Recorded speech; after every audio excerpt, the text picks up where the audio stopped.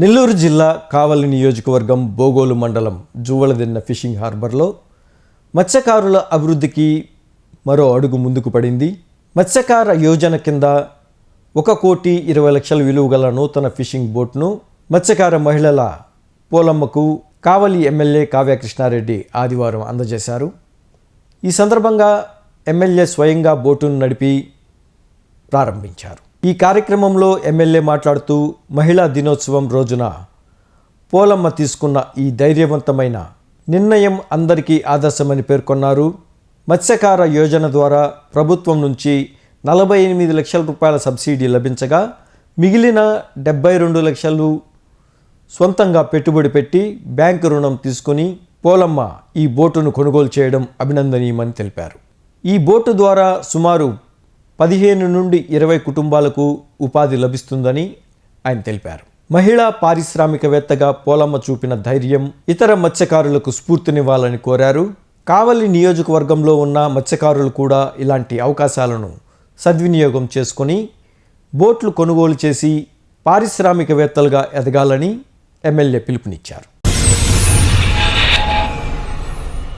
నెల్లూరు జిల్లా కావలి నియోజకవర్గం బోగోలు మండలం జువ్వలదిన్న ఫిషింగ్ హార్బర్లో మత్స్యకారుల అభివృద్ధికి మరో అడుగు ముందుకు పడింది.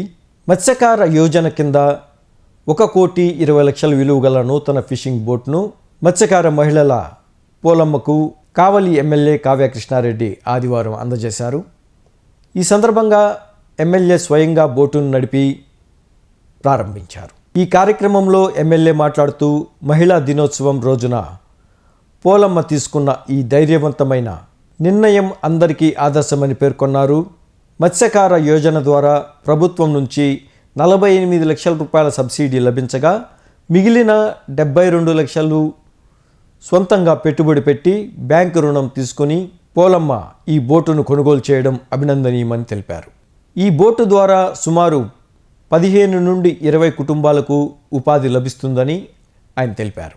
మహిళా పారిశ్రామికవేత్తగా పోలమ్మ చూపిన ధైర్యం ఇతర మత్స్యకారులకు స్ఫూర్తినివ్వాలని కోరారు. కావలి నియోజకవర్గంలో ఉన్న మత్స్యకారులు కూడా ఇలాంటి అవకాశాలను సద్వినియోగం చేసుకొని బోట్లు కొనుగోలు చేసి పారిశ్రామికవేత్తలుగా ఎదగాలని ఎమ్మెల్యే పిలుపునిచ్చారు.